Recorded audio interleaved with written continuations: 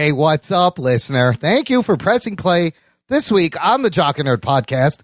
Matt Reeves Batman solo movie casts it's Alfred and possibly Penguin. Geek boner. The Spider-Man Into the Spiderverse sequel gets an official release date, and is fear the force that's now driving the Star Wars franchise. Plus, you're going to get our full spoiler review of Terminator Dark Fate and a whole bunch more, all in this edition of the Jock and Nerd Weekly for Wednesday, November 6th, 2019. Yo, yo, yo, yo, yo. This is Rob Liefeld, creator of Deadpool, Cable, X-Force, Domino. You are listening to the Jock and Nerd podcast. Does it get any better than this? I don't think so. So sexy, so awesome. I never miss it. And it's my favorite thing in forever. It's spectacular. It's awesome. I love it. Jock and Nerd. Hey, this is Kevin Conroy, the voice of Batman. Welcome to the Jock and Nerd podcast with your hosts, Anthony. I'm cooking a pot roast in my pants. Imran. What the shit is this? And Rug Boy. They're trying to make you believe that these guys are friends, and it's not working. Never ask me how I'm doing. I always ask him. I don't really give a fuck how you're doing, Anthony. You're a moron. Comic book and superhero, TV and movie news, reviews. It's really bad. It's actually pretty bad. It's so fucking bad. It's dog shit on a hot day. I love this movie so much. Come on, Imran. I think he'll surprise us. God. And whatever they choose. Let him see your small dick. We all know it's not big. Fuck off. The Jock and Nerd podcast. Oh, yeah, that's right. What's up, listener? Oh, yeah, thanks for joining us. Yeah, welcome. You heard Batman. Yeah, boy. You heard Batman. It's the Jock and Nerd podcast. I miss all the Rug Boy ad-libs. Jock and Nerd. Oh, yeah. Oh, yeah. That's not Rug Boy. That's you not Rugs. That's Mike Gotta say, Rips. what's up? And give it up one time. Give it up 2 times. Give it up one time. See, Yeah, you gotta do it like that. well, look, my name is Imran. Hey, my name's Anthony. He's the Jock. He's a nerd. And joining us over there is a half puppet, half cyborg sent back in time to kill Kermit the Frog. He's at your local bodega. He's at your local bodega, goes by model number Rugs9, but we call him Rug Boy. What's Have up, to Rugs? be 21 to grab him from behind the counter. That's right. Hand in his slack hole. How you doing, Rugs? Give me all your clothes. That's all I know. Take off your clothes. Yeah, what does he say? I need your clothes and your shoes. Or I don't know, something like that. Uzi 9mm. Anthony's a little loose today, Anthony. What's going on? You're all like this. You're loosey-goosey. Give me your clothes. Give me your clothes. All right, do your best, Arnold. Let's do it right now. Let's get this shit out there. Best Everybody got to go to... Everybody can do that one right. Imran doesn't have any good impressions. Grab of my it. hand. There you go. Get to the chopper. All I can do is... I like when he's shopping for guns. Let me see the Uzi 9mm. The Uzi 9mm. Anything he says is good. It's not a tumor. Look, we could do this all day. I'm looking for Sarah Connor. That's really good. I don't even need the Arnold soundboard. Oh, I should pull that up for the review later. But before the review, we got geek news. Let's get to that. The Jock and Nerd podcast. Matt Reeves, the Batman movie, is becoming more and more interesting with each new... Well, he's casting casting. just everyone. Yeah, everybody's in this movie. This week, confirmed from Black Panther, director of the Venom sequel, and mocap extraordinaire Andy Serkis will be playing Alfred Pennyworth Geek boner. in Matt Reeves' The Batman movie. Interesting. Interesting. Following that announcement, Variety reports in talks to play Penguin, none other than Colin Farrell. Oh, shit.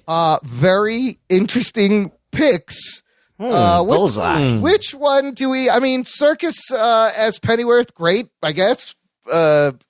He's got a British accent. I don't know. Holy no. Well, he's not British. He's not. from New Zealand. Oh, yeah. shit. He's a You Kiwi. idiot. I'm an idiot. All white people do not look alike. Yes, they nor do. do they sound alike. They all have similar names. Yes, all Goddamn white people names. Actually, he is speak from the England. same Sorry. way. Oh, you motherfucker. See? Yeah, you're wrong. Is he British? He's birdish.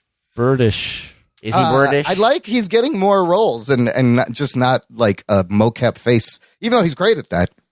He should continue to do that. But he's directing. He's starring in the movie Andy Serkis is, what's his name? Alfred. That's interesting. as Alfred Pennyworth, following Jeremy Irons, who is now Ozymandias, and now Andy Serkis is Alfred Pennyworth. Who would be the guy that you would cast as Alfred if you were going to cast a famous dude as Alfred? I liked Michael Caine. You liked Michael Caine? Michael I would get Caine. the guy who's the professor in the fucking Doom Patrol. Tim Dalton. Yeah, I'll get him. One-time James Bond. I think I like Andy Serkis's age because I think they're going for a younger Batman. So you want a little bit younger Alfred. That's right. Pennyworth on Epics. Anybody watching? Nope. No. Didn't think so. Okay, so Colin Farrell, who was Bullseye in Daredevil, and he's a great actor. Kind of a weird pick for Penguin, who's supposed to be like round and chubby a little bit, but doesn't have to be like in Gotham. I think he'll be great. He's great in everything. What do you think he's going to be like in Penguin? You think he's going to get fat for this role? He doesn't have to. Do you want to be fat Penguin? No, I like the skinny Penguin. Do something different. Burgess Meredith wasn't a fat dude. I mean, he just waddled. He just waddled. They put a little bit of weight on him, and then Danny DeVito was Put a pillow on him. Put a pillow on him. It looked bad. DeVito was amazing. There's your absolute perfect fat Penguin. And then Gotham had a great skinny Penguin. Are they? So they're doing like the long Halloween, huh? Yeah. So they're casting all the villains. They're going to cast all the villains. So here's the cast so far. It's crazy. Robert Pattinson as Batman, Zoe Kravitz Catwoman, Paul Dano Riddler, Jeffrey Wright as Commissioner Gordon, Colin Farrell as Penguin, Andy Serkis as Alfred, and the other people that are rumored, other bad guys rumored to be in here. Two-Face, where there was a rumor this week, and Boss Logic even made a thing. Matthew McConaughey as Two-Face. Oh, shit. That's just a rumor. They had, I think, offered a guy from Succession the part, but the guy just passed on it. Yeah, Matthew McConaughey as Two-Face that'd be their biggest name. That would be the biggest name out of all of these so far. Yeah, I guess it would be. Then you got the Mad Hatter also expected to be in this movie. And Firefly from the casting breakdown. And I think that'll be like the main villains. But wow, what a crazy cast. I can't wait to see what Matt Reeves does with all these people. I'm not mad at any of this. No, it's none of it's really offensive. I mean, Colin Farrell as Penguin is just physically a little weird, but all of this looks good. I mean, is he going to do it with a Scottish accent? The dude can act. Yes. Yeah. Right? And he doesn't have to act like a penguin or anything. Yeah. He just has to be a mobster of some kind. As long as he doesn't act like he did as Bullseye. Yeah, that's a little much, Colin Farrell. Throwing paper clips into people's I felt throats. like they told him, look at Joel Schumacher's movies and act like a villain from that movie. I do want to see him ride a motorcycle like on the seat standing up. Standing up. Yeah, that's always fun. I don't think they had any idea how to make a movie. No, at that point. not in the early 2000s. They were still. That was still the early phases of trying to figure out what if a superhero movie can translate to the big screen. Yes, I think in a post Heath Ledger world, I think that people approach villains a lot differently now. and I mean, I think a little bit. This is kind of like doing some MCU type casting, getting crazy picks and putting them in your movie, and so. I like where this is going. Meanwhile, the Joker is nearing $1 billion. It is It's gonna get there. $939 million. Oh, shit. Yes, and Ruggs. By the time this show posts, it will probably be the first R-rated movie to cross $1 billion. That's nuts. That's not a That's bad. my joke. Are you laughing inappropriately at the wrong time? Yes. Is that your I nervous meant to tick? cough. Oh, yeah.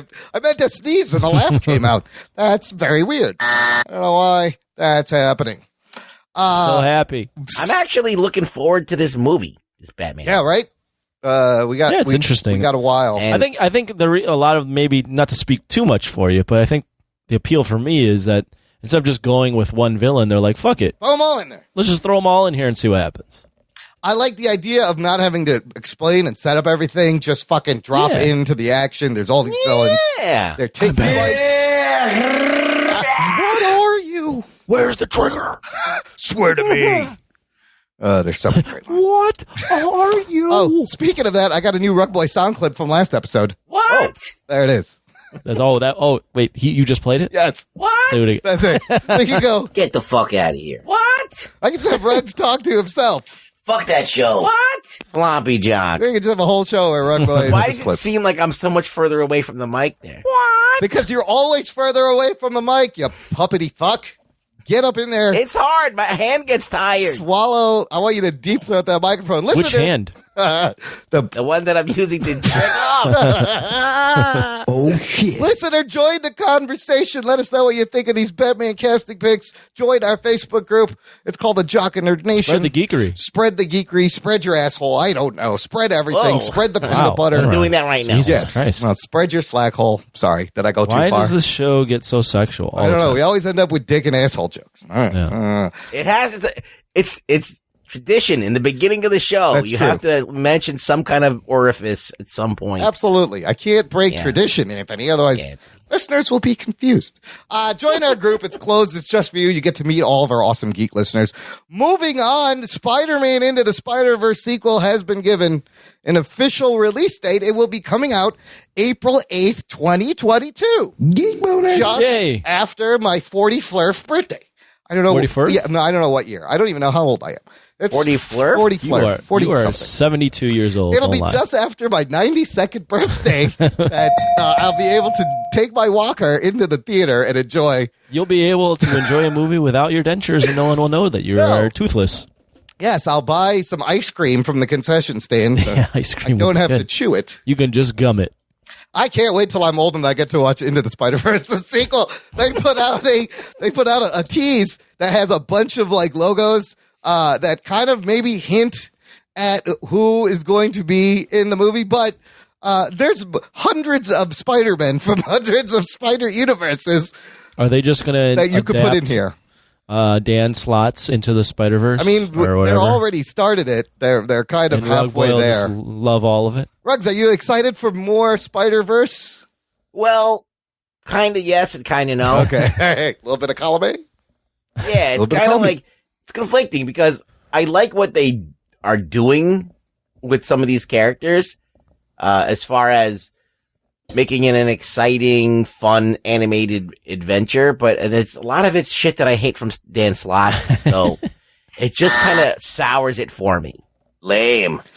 Yes, but it's very exciting. I'm excited to see more Miles Morales and the Spider-Gwen and Jake Johnson's Peter B. Yeah, If they can nail the tone of the first one, I think. Well, they'll be all right. Miles Morales is Bendis. Yes, Right? yes. And Spider-Man 2099, which they hinted at at the end, yes. is not Slot either. So I'm Right. good with those things. But So What they'll about Spider-Gwen? Spider-Gwen, I don't know who did that. Is that Amon? I think that wasn't that that Slott? might have been a Dan Slott thing, Oh, fuck that. but Fuck that show. Fuck that show. Look, we're gonna see Spider-Man 29. That's for sure. And a Japanese Spider-Man. Yes, they have confirmed Spider-Man will be The child molesting also Spider-Man. be in there. Spider-Man from the Japanese Spider-Man show that aired late 70s. Spider-Gwen was first envisioned by Dan Slott. It was and then- Dan Slott. But published by Jason Latour and Robbie Rodriguez. Oh, but he came up with the character. Yeah, probably. fuck that. It's it's a Gwen thing. it's a multiverse Spider-Man. I'm okay. Here's the thing about keeping the same tone. I don't think they have the same three directors. Phil Lord and Chris Miller will produce it, but I think there's going to be Because they're a busy different doing Star Wars. No, they're not doing stuff. Oh, sorry. They were, but they were not anymore. Sorry. So it's unsure if Bob Perschetti, Peter Ramsey, Rodney Rothman will be back. But maybe this time, instead of all of them coming to Miles' world, maybe he gets to go to like all the different Spider universes. That would be kind of cool.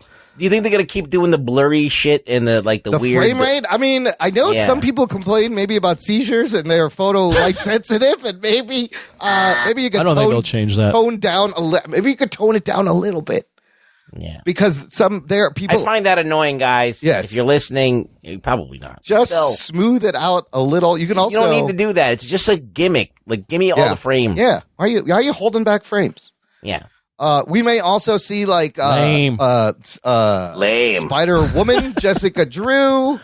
There's Right. a more female. There's a Scarlet Spider, but Spider-Man from the 70s had in all Japanese shit, if there isn't a big kaiju, there's a big robot. So he had a giant robot known as Leopardon. Who? Spider-Man, the Japanese Spider-Man. He was like a Voltron. Leopardon was like a Leopardon. Voltron. Yeah, that's not a very Japanese name. Leopardon. I just said Well, Leopardon. it's kind of like, I think that like they just had like a Japanese like robot laying around, and they just said, let's throw him in this fucking just put show. a spider out there. It has nothing to do with it. They just drew webbing on a lion, and they just Spider-Man. I like if you click this link, I got some images of Spider-Man. He's got the thin spider eyes, very traditional costume, and one giant bracelet, which I think that's where all his power comes from, like a space. He gets his power from a space being or something.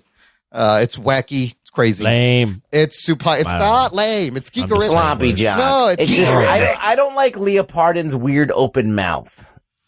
What's up with that? You put your dick in there. What are you doing? It's always open. He always has. It's like you see his mouth. Yeah, it's like the alien from Mac. It looks like when you get like a blow up doll. Yeah, it does. He is like the robot blow up doll.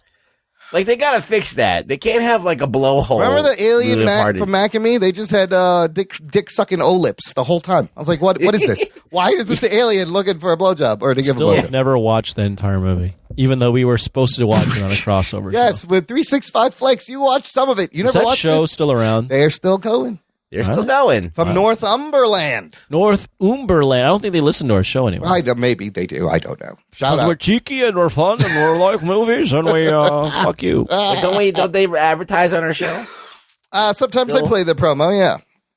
Sometimes they play our promo. Oh, they play promos? They're good guys. Don't be mad, Anthony. I'm not mad. Don't be mad at the British. Just because the British are coming. They are coming. You know what else is coming? In Leopard's mouth. They're coming in Leopard. I'm sorry. What else is coming is Star Wars Rise of Skywalker, December 20th. Anthony, you actually contributed an article for the show. Amazing. If you guys each would send me a link every week, that's like 2 less things I got to do. But whatever, we'll get there. 300 episodes. I gotta send you a link. I send you links. 300 episodes, we'll get there eventually. It's fine, we'll figure it out. But you sent me this column from this dude that I like a lot, Owen Glibberman. From Variety. From Variety. The title of the column, The Force That's Now Driving Star Wars, Fear. Oh, shit. What grabbed you about this column, Anthony? Oh, it was basically a summary of all the directors and creators that they've been associated with that they've let go. Yeah. And just kind of the fear of rocking the boat too much, but then not wanting to do that at all. Yes. So it was just an interesting dichotomy of all the people that they've let go of and like all the different directions maybe these people wanted to take Star Wars in, and the fear that Star Wars doesn't want to move too far from what they deem as safe. So the question he kind of poses is, how do you keep Star Wars going once Star Wars is over? What was interesting is you fucks love the 80s so much. Yes. But the 80s was actually the generation that started all this sequel madness. In a way, yes. In a way. What are you talking about? I mean, it was... Not to the level that it's doing now. Well, because no one remembers the 80s sequels. Rambo, First Blood 2. Right. Porky's 2, Grease 2, Conan the Destroyer, Caddyshack 2. It was the beginning of sequel fever, and he makes a good point. For every Empire Strikes Back, there was shittier sequels. Tons of shittier. Poltergeist 2, yes. Well, all of them, he just said, you knew when a sequel was coming out in the 80s, it was not going to be good, for the most part. And when it was, you were surprised. But and the other about Rocky? That was good. The other thing that was good about this article, RoboCop 2, what the fuck? Was that Star Wars set the precedent for like the next generation of sequels where you could just keep this stuff going. Lucas changed that in 1999 with Episode 1. Yes. The difference between the 80s and now is that, yes, you had sequels, but you also had probably more original stuff coming out, and you knew the sequels were going to be like the shitty thing. Like, you're like, now people like rather go see a sequel than anything original. Right. So that's the difference. I think people looked down on sequels in the 80s. Now people look forward to sequels. So it's a difference in the importance of a sequel now. What the fuck was he talking about? Sequels. Oh. Sequels. No, I'm talking about Star Wars. Yeah. I think that first of all, I'm surprised that Anthony had the interest to read anything about Star Wars. I was like, you read a whole article about it? And it was more about it wasn't about Star Wars, more like the creative stuff behind it. I just think that the people at Star Wars, or whoever was running Star Wars, or Kathleen Kennedy. Yeah. I don't really think that they really understand how to. They had it figured out to a certain degree, and then they just dropped the ball. Like, okay, so I think it's because Lucas was involved up until like a few years ago, and then now he's not, and so like there's no person with steering it in the right way, because they had the Star Wars. The trilogy, which has ended up being the nineagy. What do you call it? The 9 episodes. What is the 9 movie? I don't know. I don't know. But it's 9 movies all tied together. A saga. And but then he had he did Clone Wars, which is a separate thing that introduces new characters and blah blah blah. And then they did Rebels, which was a new thing that introduced new characters that are not like there's just like peripherally tied to everything.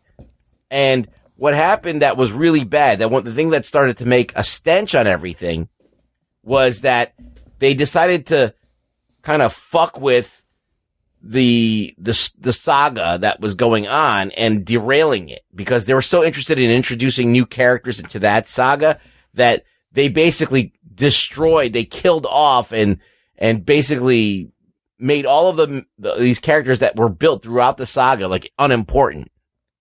And I think that's what they did. They just threw that away because they were trying to get something new. They wanted to get everybody onto these new characters.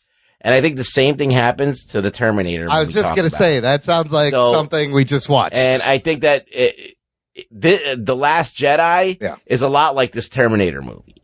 And so it's all tied together with. I think it's Force Awakens is more like this Terminator movie. I understand that Star Wars wants to open up to new markets, but you don't do it in this saga.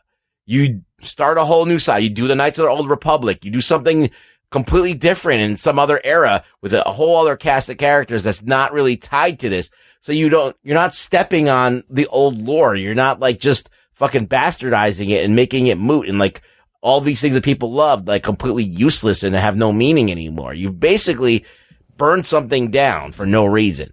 One of the lines I found really, a couple sentences here that I found really interesting. They're talking about how this last movie is the end of the Luke Skywalker saga, and like whether or not you thought what was the last movie? The Last Jedi.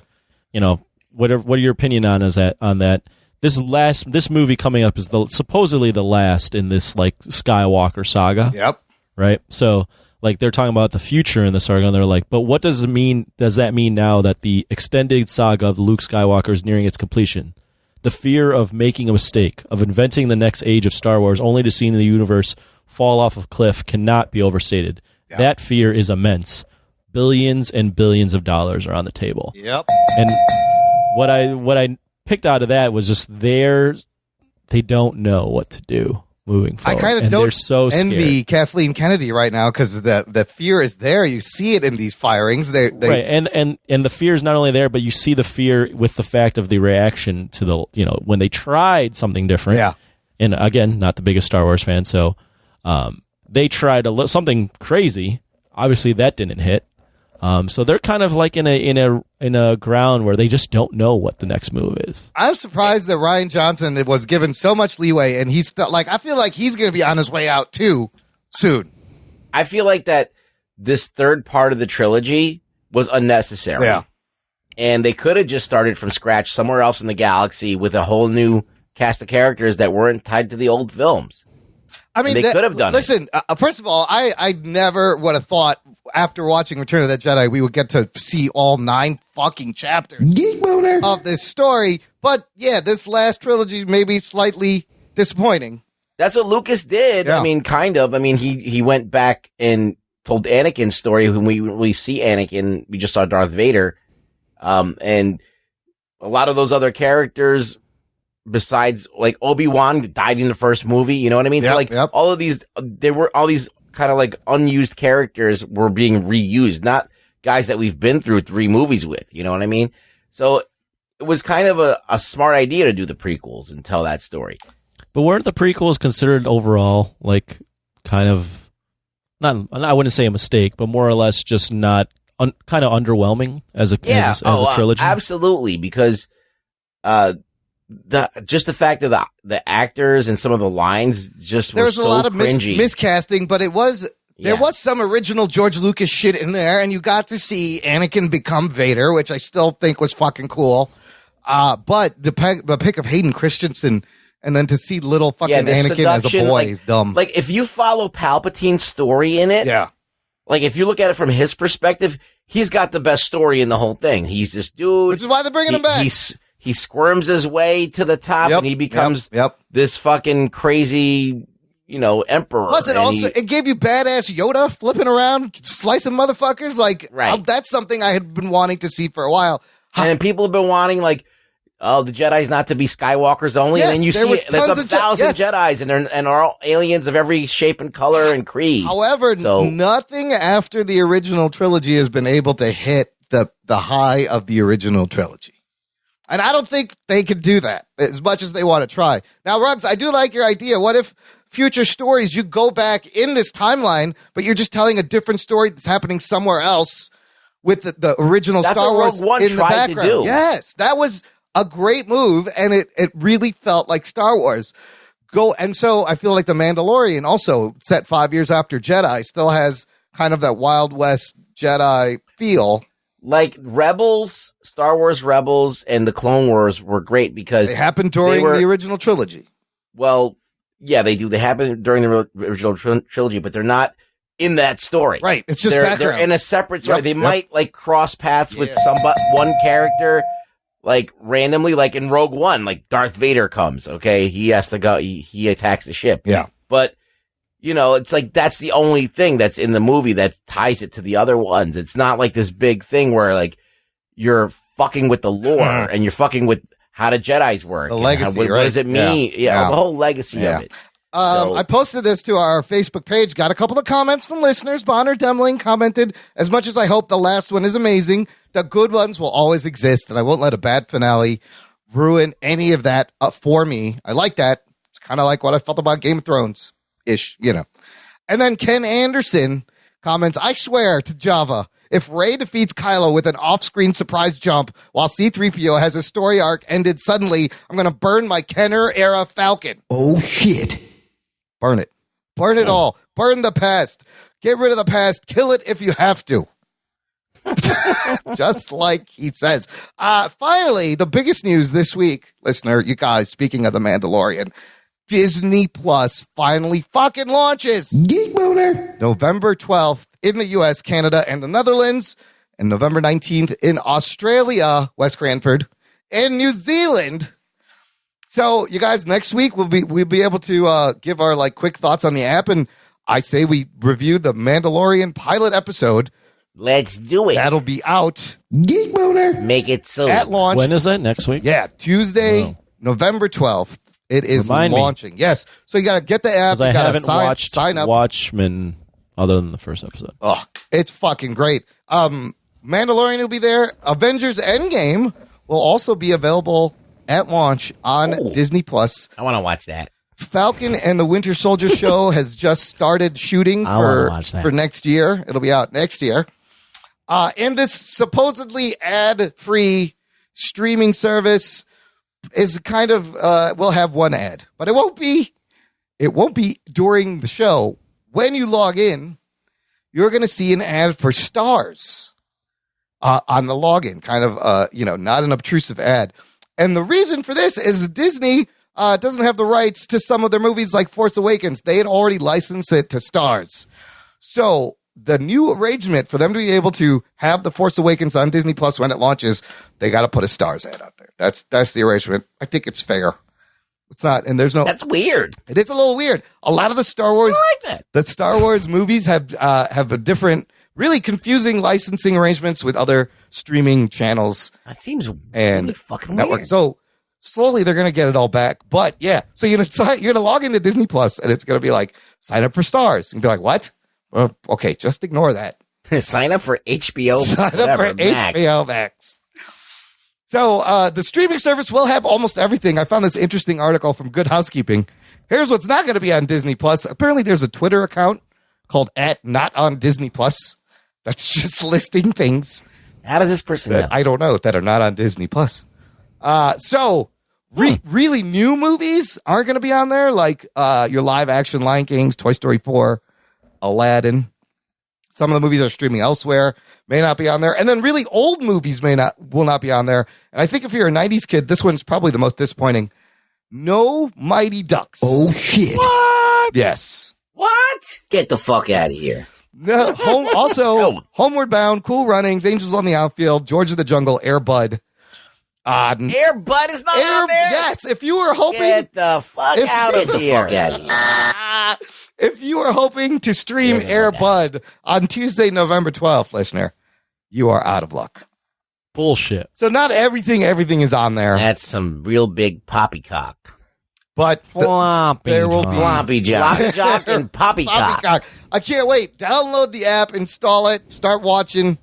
Should be a lot of fun. All right, look, let's take a quick break here for some ads, some promos. And we'll be back with our review of the latest Terminator movie right after this. After these messages, we'll be right back. All right, this is your pal Ruggs here. And I know some of you guys like to watch like men throw balls around. Well, if you want to bet on that, if you think that you have a skill to choose a team and then maybe make some money, well, you got to do it somewhere and do it at mybookie.ag. If you join right now, MyBookie will match your deposit halfway, all the way up to $1,000. That means if you deposit $2,000, you get an extra $1,000 money and free money to play with. And I just did math for you, motherfucker. And you can use it to do all your fucking betty on your football-y things. All right. So, your football-ys, your basketball-ys, whatever balls that you like, you can use it to bet. So, you use this promo code late fees, activate the offer, late fees, all caps. I don't know why it's written in all caps, but, it'll double your cash. So visit mybookie.ag today. You play, you win. You get paid, and hopefully you can get a hooker with that money. Hello, and welcome to the Moving the Needle podcast, where we ask, what moves you? Excellent or bogus? Did anyone do the right thing? Do you mess with the Zohan? With me tonight to discuss Do the Right Thing, Rocky versus Creed, childhood, guilty pleasures, a test of time, you don't mess with a Zohan, once upon a time in Hollywood. With me tonight is Stephanie. Hello. Roy. Hello. And Henno. Yo. We want to thank you for listening on iTunes. We're also available on Spotify, just about everywhere you can find podcasts. We are, so come on now. Google Let Play. us know. Email us at mtnpodcast@gmail.com or on facebook.com/mtnpod. Twitter and tweet us at mtnpod. There's so many ways to find us. Hi, I'm Mark, and I'm one of the hosts of Massive Late Fee. Do you remember Blockbuster? Well, we do, and we racked up a lot of late fees there. That's why we're glad there's things like Netflix, Hulu, and Blockbuster has died, mostly because of us. We cover streaming shows and pretty much whatever we want. Join us every Thursday as we talk TV and movies on Massive Late Fee. You can find us at Massive Late Fee on Twitter, Massive Late Fee on Facebook. You can email the show at massivelatefee@gmail.com, and you can find us at MySpace, Massive Late Fee. Massive Late Fee, the best podcast we can think of.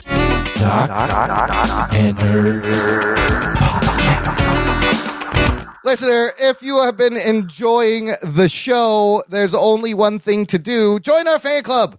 Visit jockandnerd.com/Patreon. It's like our version of a streaming service. It's like Jock and Nerd Max Plus Now Premium or something. It's really a place to support us, and you get bonus content. You get access to an exclusive RSS feed with post-show instant reactions, early access to the weekly shows, the Jock and Nerd podcast, the spin-off show, and the new episode. There's a new episode of Jock Talk. Their bottom is very weak. With Chaz, weekly sports show. If you're looking for Jock content, it's all there. Sign up, you guys. The holidays are coming. I'm feeling a little generous. I want to do something for our lovely Patronus on the Patreon. Okay. I'm going to give something away. Remember how we said we would raffle things off every so often? Jello shots? Yeah, Jello shots. Everybody gets a Jello shot. How do they mail? Do they mail well? I will email all of you Jello shots. Yep. I don't know how that works. Now, here's what I'm going to do. I got a virtual wheel set up. Oh. I got everybody's name that supports this on Patreon in the wheel. I'm going to spin it. You're going to hear it. And, all right. and the name that it lands on, yes, it sounds like that. The name that it lands on will win any one thing. Imran has won. They're going to win me. You won. You rigged it and you won. I'm not. How can I win the own thing? I'm paying for this. That doesn't make sense. You're not paying for anything. We're paying for this. Look, the winner. Patreon is paying for it. What are you talking about? The name that I announce will get to pick any one thing from our shop. If you visit jockandnerd.com/shop, any one thing from the store. There's t-shirts, there's hoodies, there's iPhone cases, there's tote bags, there's stickers. Yeah, they got all sorts of shit. You can get a onesie for your baby. Hey, have one, or just wear it yourself. Or a human onesie. Okay. That's pretty good. That's a pretty good deal. You get to wear our faces or another design on you. Yes, there's Geek Boner design. There's the spoiler alert. Strap yourselves in, you fuck design. There's lovely designs. You need to make a floppy jock design. Oh, floppy jock. I think what's that going to look like? I don't know. I'll leave that to you. It may be a little pornographic, but it's just Anthony's face, but it just like melted. I told you also. Are you jocking t-shirt? Are you nerding t-shirt? I started those and I never finished them. Yeah. So I'm not going. Anyways, let's give some shit in time away. For the holidays. Yes. I'm working on it. There's three designs right there. I got a lot of things to do over here. Are you jocking? Or are you nerding? Okay. I'll get right on that, sir. Get right on that. Listen, I got nothing else to do. No, you don't. No, I don't. All right. What are you doing? What I'm doing is I'm spinning the wheel. Somebody's going to win any one thing from our shop. Here we go. That's the wheel spinning. Oh, that's the wheel. Yeah. The winner, Jose Ibarra. Talking nerd. Get in I actually touch. know that name. Yes, Jose, your name popped up. You get to pick any one thing from our store. Jose. jockandnerd.com/shop. Selected. Get in touch. Send me a message. Why did you pick that name? I did it. It spun the wheel. You heard it. It's okay. Wheel of Decide. Wheeldecide.com. It's cool. You racist. I'm not. Anyone else? No, I'm just saying. Look, it's all random. I put everybody's name on the wheel. Jose wins. Yay. All right, you fuckers. Let's get to Terminator. Dark Fate. Here's your spoiler alert. Strap yourselves in, you fucks. Spoiler time. Oh, boy. Did you get the Arnold soundboard out, Imran? Let me pull up the Arnold soundboard as I explain. We are about to review the sixth Terminator movie in the franchise. A movie that ignores the third, fourth, and fifth movie. So it's really the third movie. Possibly. I don't know. And Rotten Tomatoes, this movie currently 71% on the tomato meter, 6.21 average rating out of 10, 84% audience score. Box office wise, here's where it gets a little shady. This movie was made for $185 million. That's a lot of money. That is a lot. Oh, shit. The big budget opening weekend makes $29 million. Whoa. I'm not surprised. Causing everyone to go, This is going great. yeah, right now, it's worldwide. It's sitting at only $129 million. I can't believe this. They make a movie with 3 lead women characters that are action, and there's not like 1,000 people. All the Captain Marvel people. What happened to you? And some Latino characters, lead characters, lots of diversity, and the old school Arnold and Sarah Connor, Linda Hamilton coming back. Old people represented You too. got something for the old folks, something for the young kids. Apparently, nobody gave a shit because they're saying this movie could lose anywhere between $100 to $130 million. Oh, shit. Dollars loss is yes. Also interesting, the movie produced by Paramount, 20th Century Fox, Skydance Media, and 10 Cent Pictures. This is interesting because 10 Cent Pictures is a Chinese conglomerate. They bought in for like 10% of this movie. Skydance Media just put out another bomb Gemini Man. That's 0 for 2. They are 0 for 2. Both movies probably going to... Because they don't have Marvel characters in these movies, Imran. Is that why? There's no Loki. There's no fucking Captain America. There's no Feige in there. There's no Kevin Feige. Who there is director Tim Miller working on a script from James Cameron and Charles E. Glee and some other people starring Linda Hamilton returning as Sarah Connor, Arnold Schwarzenegger as the T-800, Mackenzie Davis as Grace, Natalie Reyes as Danny Ramos, Gabriel Luna as Rev 9, Diego Boneta playing Diego Ramos, Danny's brother. And that's really the main cast right there. That's really all you need to know. So, look, Anthony, let's do this. I know what you thought of the movie. Ruggs, you give me your opening thoughts, and then I feel like we're going to have to... I can't do it, Imran. Okay, Anthony, you go first. We kind of have to explain the plot of this fucking movie. You spoiled it, right? Spoiler alert. Yeah. Because nobody watched this movie, so I feel like we need to explain what the movie is. I have a quick comment, though, on the box office. I'm not at all surprised. What the fuck was that? That's Arnold. Sorry. What the? That doesn't... You chose that as the clip? There's so many buttons here. So you chose yeah? No! Sorry. Okay. All right. Yeah, the low box office. The box office, real quick on the low box office. I just I'm not love when you yell at surprised. Imran about it. The low box office, not at all surprised. You've burned the audience 4 times now. 3 times prior to this. Yeah. The audience the T2, if this is a sequel, T2 came out in 1991. So you're asking a new generation to have seen that movie. Like, there's too many factors going against. Over 25 years ago? Yeah. But so that's just that. I just want to say, like, I'm not surprised. Plus, this is the same thing that happened with The Last Jedi. It's like people were burnt on that. They didn't go to Solo, and Solo flopped huge, just like this movie did. So you burnt the people with Genesis, Salvation, Terminator 3. Yeah. And the Solo thing that came out 5 months after Last Jedi. That didn't fucking help. No. Solo. I also think it was a rough weekend. It was the weekend after Halloween, and as I There's learned, a ton of factors. people still. I learned from the Jock Talk, Anthony. People celebrated on both weekends of Halloween. Not true. No? That's I think it just is. Chaz being in Colorado. I think that part of it was people were still like, there's all this shit to do, and nobody gave a fuck. No. Even though I had Arnold. You're delinquent if you're celebrating Halloween after Halloween. Yeah, you don't do it after. If it's in the middle of the week, it's like a birthday. If it's in the middle of the week, you can celebrate both weekends. You could have celebrated it the weekend before on that Thursday. Anyways, that's quick beside plot the point. summary. Yes. Spoiler alert.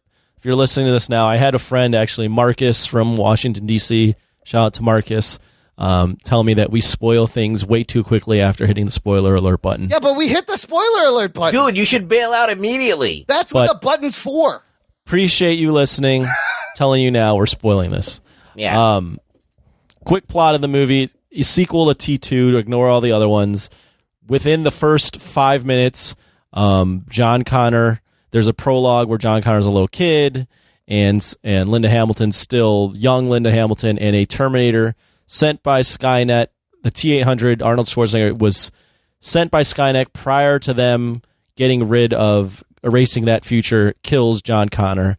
And then the rest of the movie is now a new version of Skynet has sent back a new upgraded Terminator to kill the next messiah of the human universe, and the humans have sent back a improved human Terminator hybrid. So that's the fuck is going on here?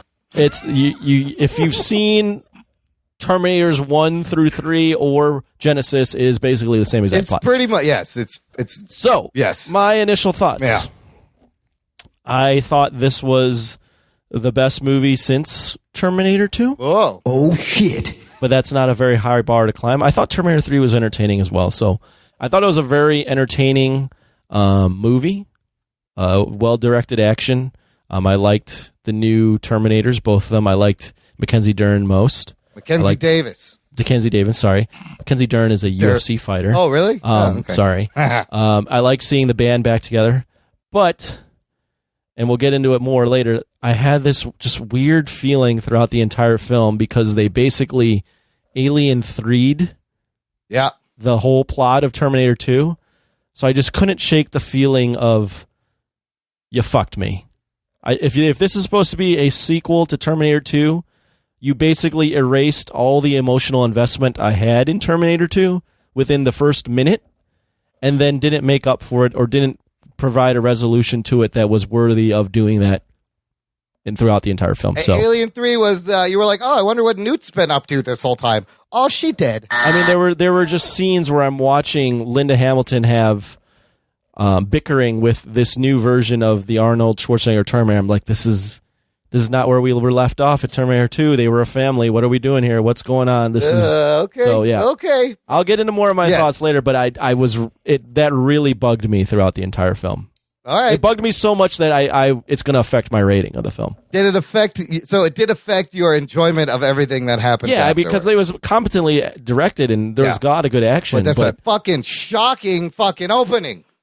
The opening is literally a risk without even thinking through the risk of what you're doing. Well, I have thoughts about that. Before I get to that, Ruggs. Yeah. I gotta know. Opening thoughts. What did you feel after this movie was over? I'm just gonna start with, this is The Last Jedi. It's The Force Awakens. Why do you keep saying Last Jedi? It's more it's The Force Last Jedi. Okay. I would agree with more just Last Jedi. Okay. The Last Jedi is a beautiful film with great action scenes. Yes. That's pretty much acted really nicely, and everybody does a great job.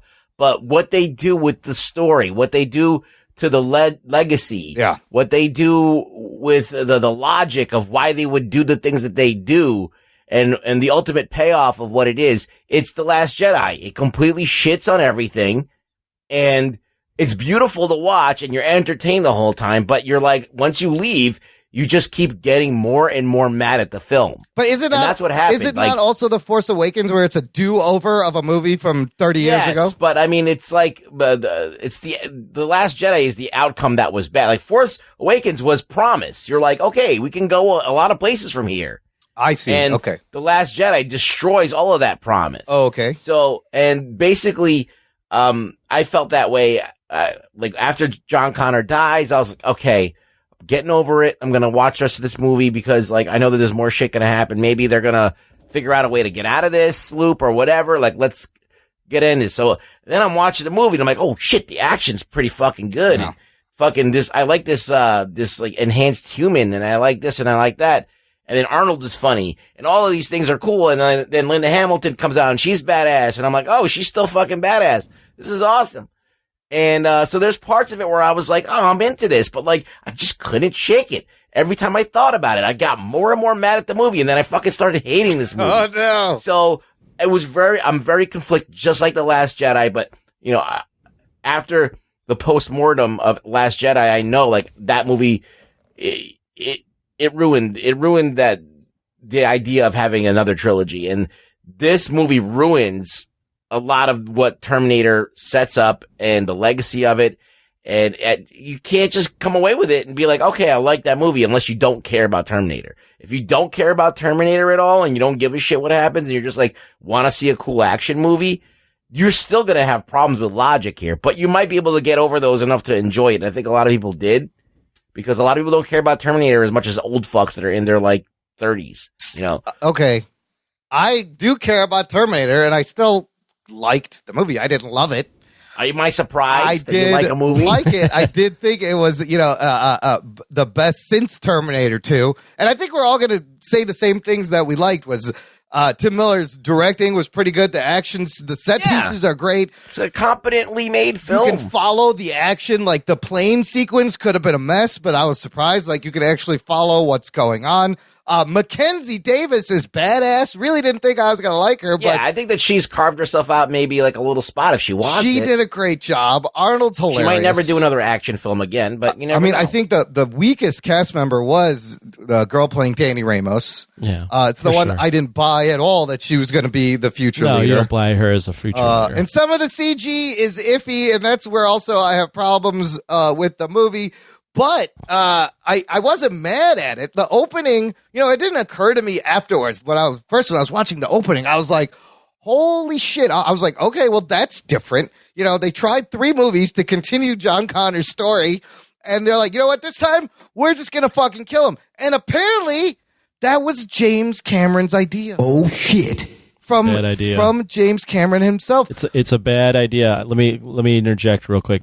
Do you know why that's a bad idea? Yeah. Because there's so much story there with John Connor being killed by the T-800, his dad, and you just throw that away within the first minute of the movie, and then by the end of the movie, you have Linda Hamilton, Sarah Connor's character, acknowledge that this new character, Danny, is John.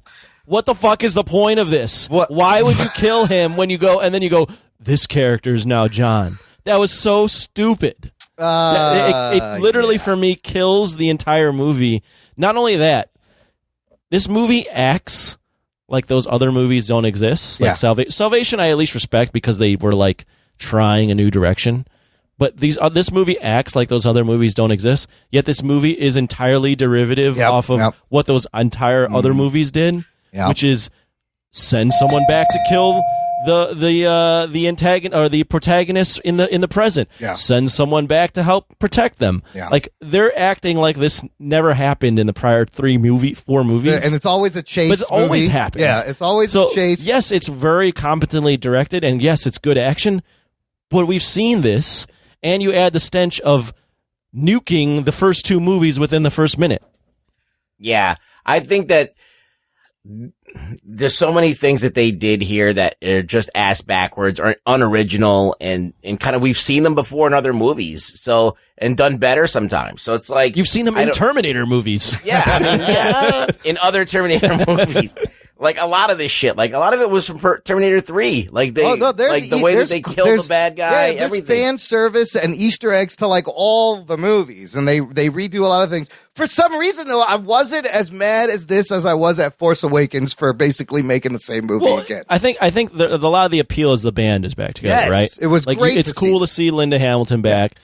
Arnold Schwarzenegger, now the direction they take his character, I'm like, what? It's ridiculous and but absurd. He's funny. He's hilarious. He's definitely fucking funny. Yes. Like there's a lot of, and then the new Terminators are both good. So there's that. Yeah. But at the end of the day, it's just like, 1, this is derivative. 2, there's not like, so the first 2 movies for me, like the first movie, yes, it's that like future, like the someone from the future coming back to kill the protagonist, right? And then you get the protector.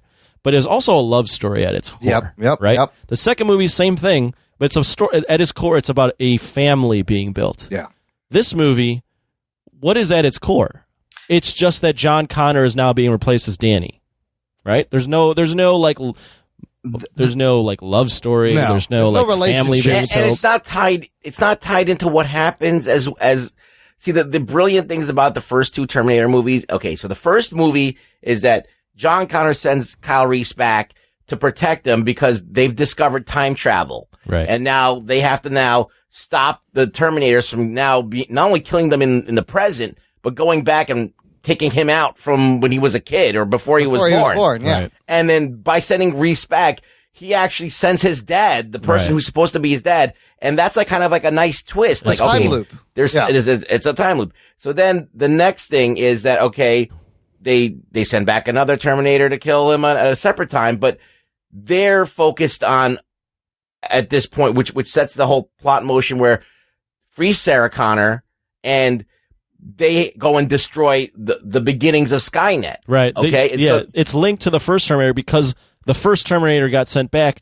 The technology discovered from the first Terminator sets in motion Skynet in the second Terminator. All right. So now we get to this movie that's supposed to be the. So what happens is, not only do they destroy Skynet or any trace of it, Skynet but doesn't happen.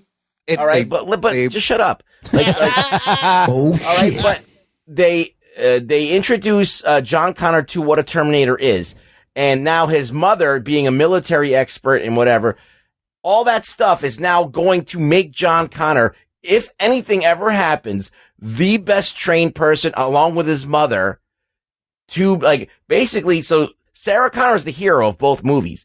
She's the badass. She's training John she's giving John everything that he needs in case anything ever happens, that he's going to be the perfect guy to lead. All right. So it just sets that whole time loop forward. Not only that, but it's a world that has seen Terminators before. All right. The Skynet has found the remnants of the Terminator. They've seen a Terminator. They've seen the liquid Terminator. They've been fighting on top of trucks in the middle of fucking LA, you know? So people know that, like, even the guys that, had her in the mental institution that didn't believe her. Yeah. They have him on video now. Yeah. Fucking gunning people down. Yeah. They have him gunning people down, Yeah. like, outside the fucking, Skynet and all that shit. So they know, like, there's no army preparation for Terminators. This is not a world that acts like it's ever seen a Terminator before. Point. They gloss over that completely, and it pissed me off. And then what's the point of having this person be the person that you train to be the perfect leader if you're just going to kill him off? Maybe the Terminator has always been Sarah Connor's story and not John Connor's now story. You're led to believe, okay, well, the whole thing with all the other fucking sequels is like, all right, so you killed Skynet, but you're never going to stop AI from happening. And AI was always going to lead to basically the Terminator scenario to a certain degree. Yep. But why is it always the exact same Terminator? Well, that is a good question. This new thing is called Legion, but why are they building the exact same model of Terminator? That was a lot of my, like, if you're going to go in that direction and go, okay, Skynet, gone. Yeah. Right?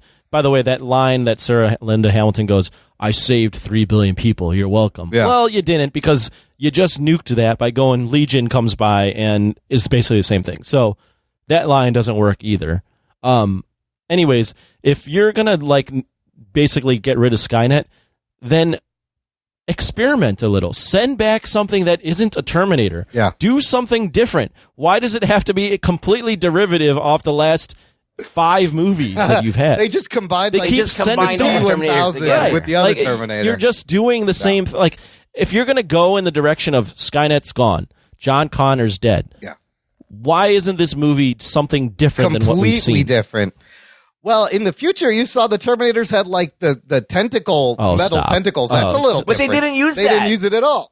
That was actually kind of interesting. Yeah. Like when he was kind of like Venom. Yeah. All right, but they didn't.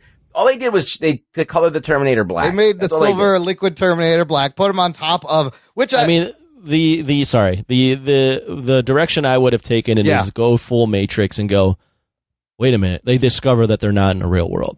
They're living in a fucking AI. that this Legion has created. Right. Like, do something. You got to do something different if you're going to do that. I think that would be cool if the whole reality has to be different than John Connor's reality. Like the whole way it unfolds. So they tried to like tell the story of, okay, they shut down all the power, they nuked everybody, and then all 3 days Legion had taken over. You cut to like Mackenzie Davis, who's 12 years old in this current timeline. Right. Is now like maybe 10 years older or maybe 15 years older, and they have like, all this sophisticated weaponry. Yeah. Where did that shit come from? She was from 2042 or something. 2042, yeah. Yeah, so like 20 years away, but yeah, it does seem like they had big technological leaps. Yeah. That they could make her a hybrid in 20 years. It just seemed like, and then 20, did the other girl seem aged up 20 years? No, she didn't. No, she didn't. She didn't. And I'm like, well, at least cast another actress to be her that looks more badass, at least. You know, like, so I can believe that she's like, all right, she's like 20, she's going to be 40 something. I don't believe that she was 40. I don't know. It just is really bad. Like, one more thing, one more criticism I have before I get off it and maybe say something positive. Because I do think it's actually a solid film on its own. Yeah. It's just not a very good Terminator. Just shits on the legacy. And here's why. What they've been building, and they keep fucking this up, and I don't understand why, is the third movie, if you were going to make a third movie, I even have debates in my mind if they should have It even really made doesn't a third need movie. No, it doesn't need a third movie. Story but the third movie is literally John Connor becoming Jesus and being the Messiah. And JC becoming like, JC? yeah, exactly. Like leading, like fulfilling his destiny, right? Yeah.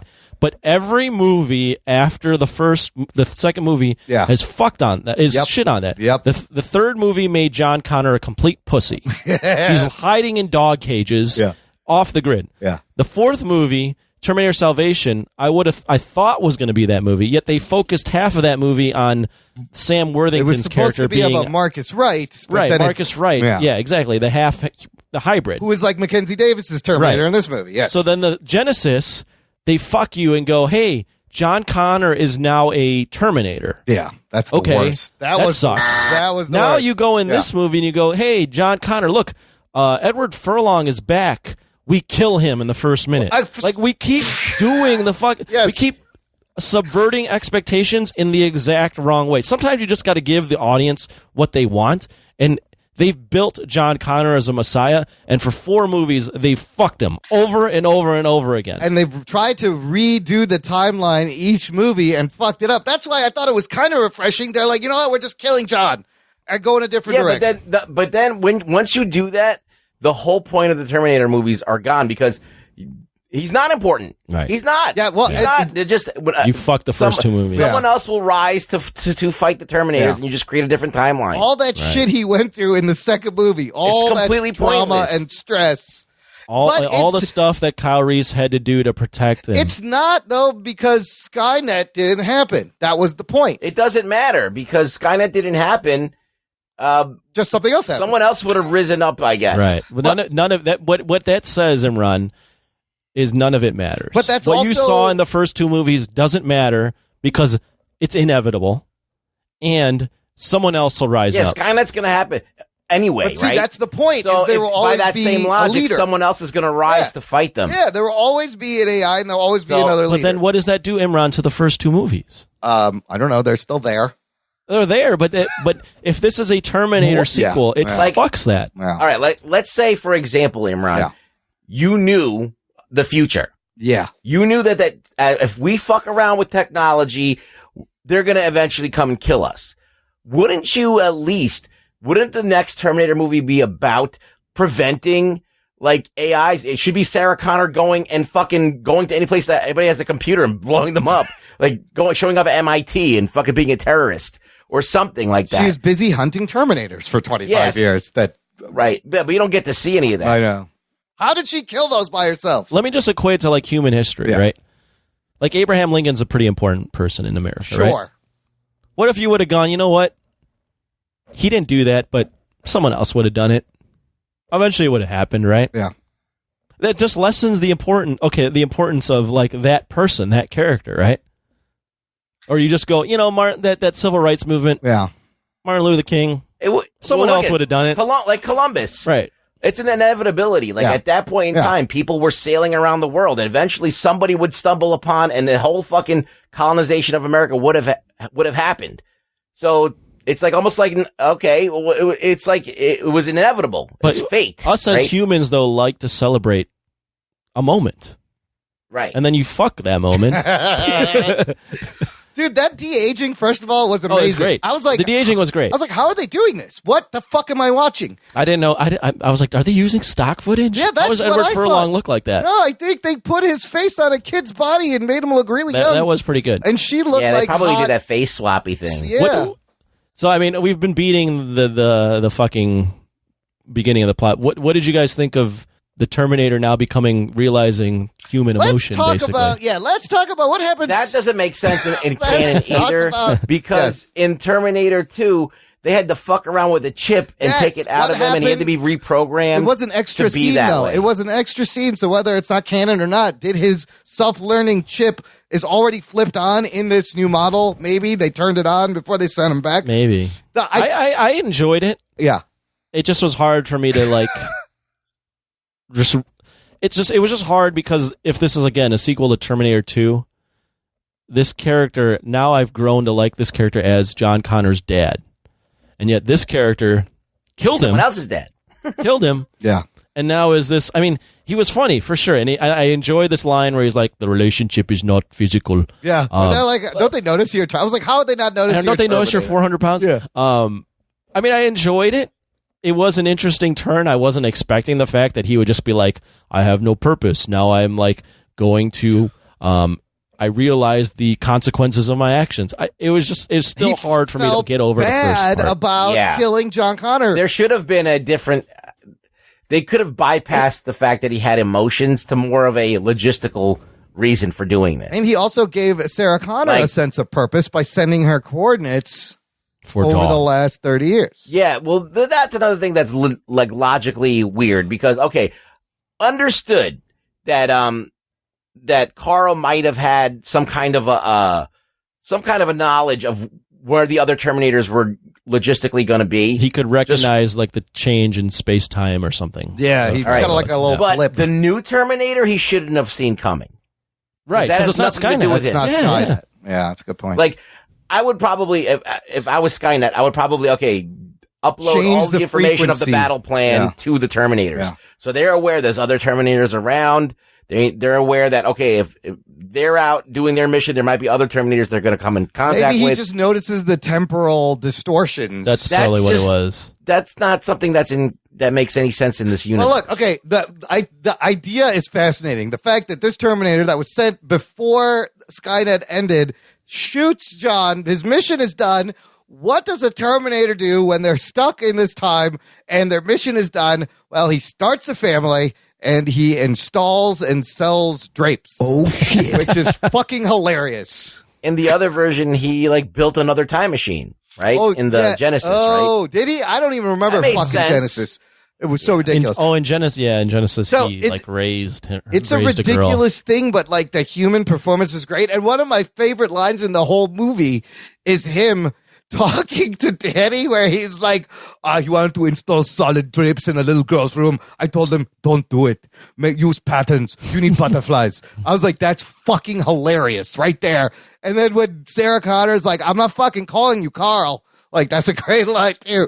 She did end up calling him Carl. She did, because she grew to trust him and realized that he did feel bad. So I enjoyed their interactions because I think they're both. It's just fun to see the band. Yeah, that was great to see. What do you think about this reveal? Oh, go ahead. I'll just real quick, but it's just a step backwards for the character. By the end of Terminator 2, Linda Hamilton and Arnold Schwarzenegger's characters shake hands before he dives in the pit. Yeah. And now you have them where she's like, I don't trust him. I'm going to kill you as soon as I see you. It's a backward step. Yeah. Yeah. It was just tough. I enjoyed the scenes, and then I would think about it and go, but this is just a backward step for both of these characters. For as absurd as it was surprisingly worked in terms of entertaining. It worked. value, Yeah, it works. You know? It works on a surface level. But if you put any thought into it, and if you're a fan of the first two Terminators, you're like, but this is backwards, man.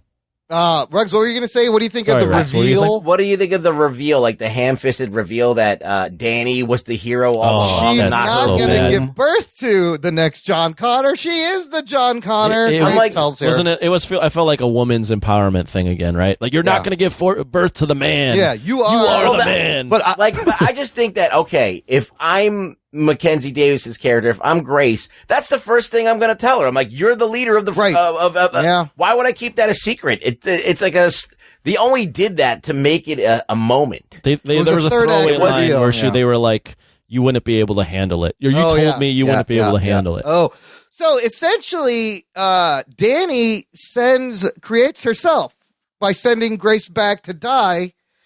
Similar to how John Connor creates I guess. And then himself, Sarah Connor's the one Reeves back. training her, so she's really the fucking crux of this whole thing. So then, how come Grace never heard of Sarah Connor if Sarah Connor and Danny raised Grace from a child or watched over her?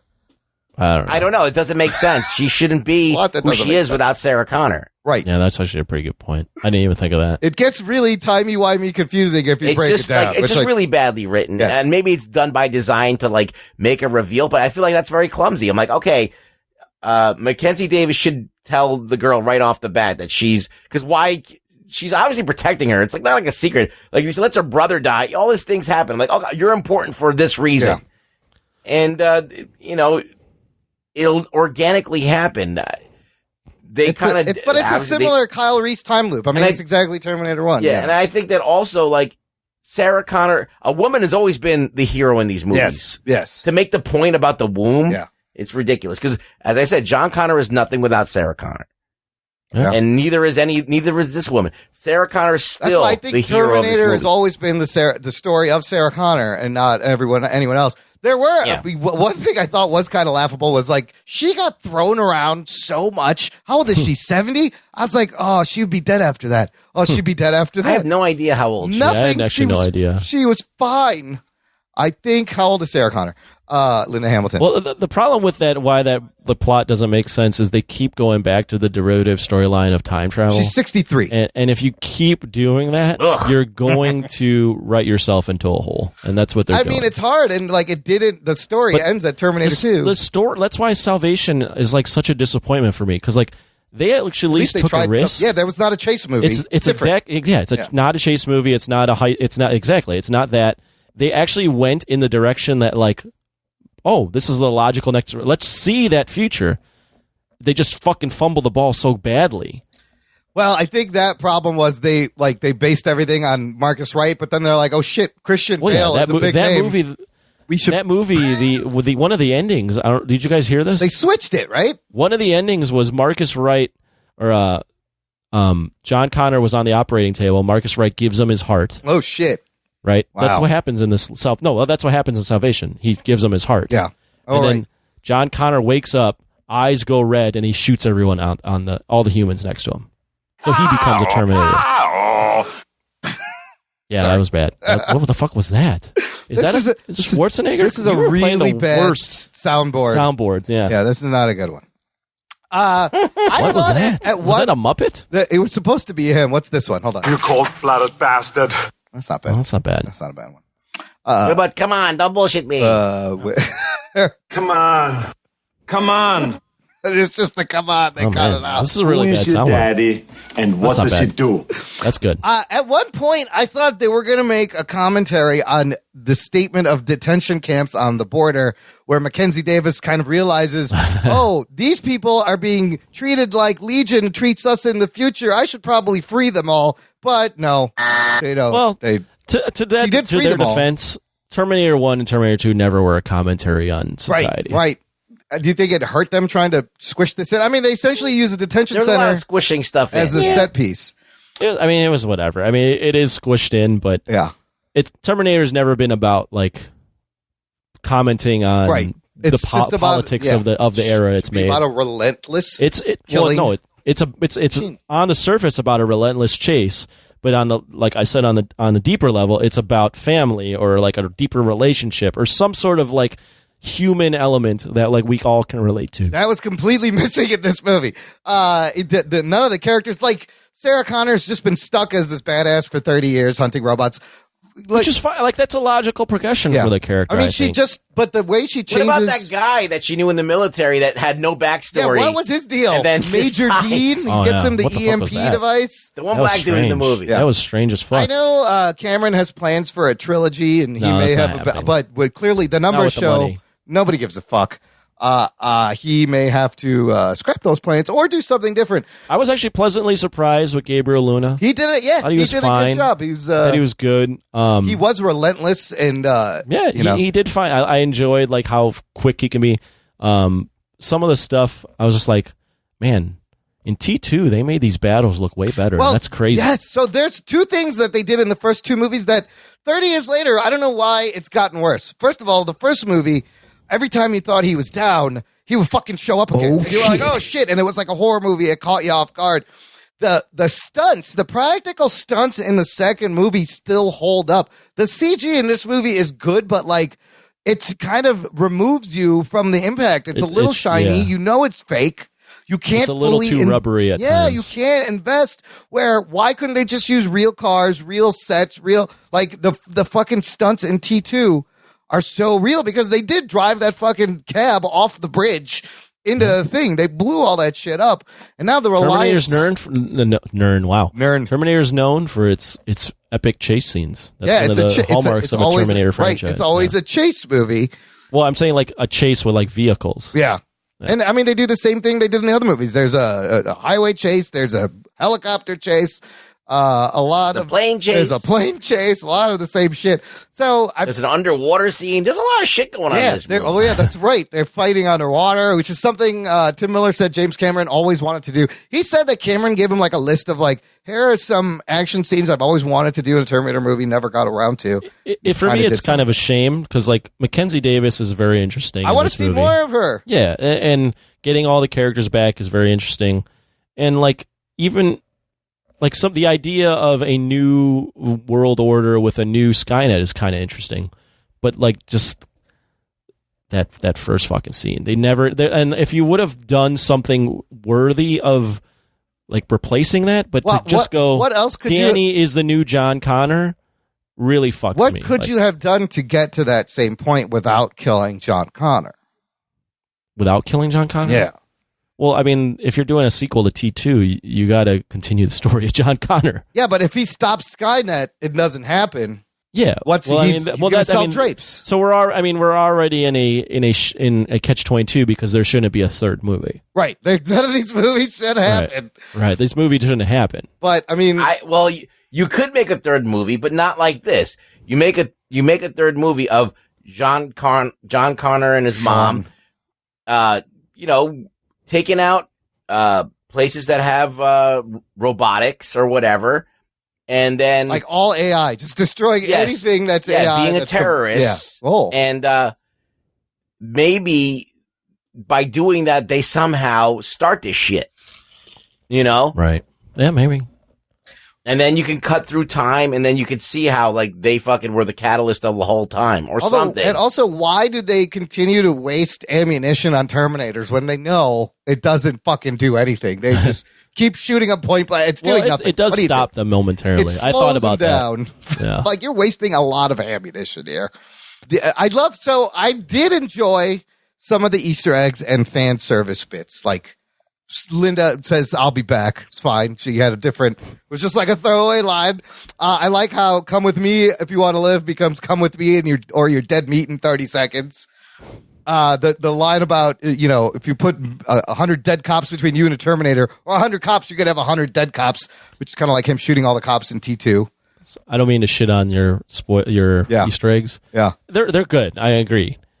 But this movie again acts like we haven't seen these Easter eggs over and over and over and over. Tributes. There's a hotel hideout. Yeah, but there's been tributes in every sequel since T2. I mean, they've done a derivative "I'll be back" line in every movie. They kind of have, haven't they? Yeah. So, I mean, it's fun. Talk to the hand. Oh, that's right. Talk to the hand. It's fun if those movies didn't exist, but those shitty movies still exist. I mean, he shoves a power cord to kill the Terminator, just like in T3. Again, I was like, oh, they did that. He loses an arm. This one I love. The phone number to Carl's Draperies on the side of the van. Yeah. It's 888-512-1984. First Terminator movie came out May 12th, 1984. Oh, nice. And if you call the number, this is what you get. Hi, this is Carl's Draperies. We have the best drapes and curtains anywhere in Texas. I can guarantee you that. Sorry we are not here right now to answer your call, but we will call you back. Until then, hasta la vista. Geek boner. That's awesome. It's so ridiculous that the Terminator's gotten to that point.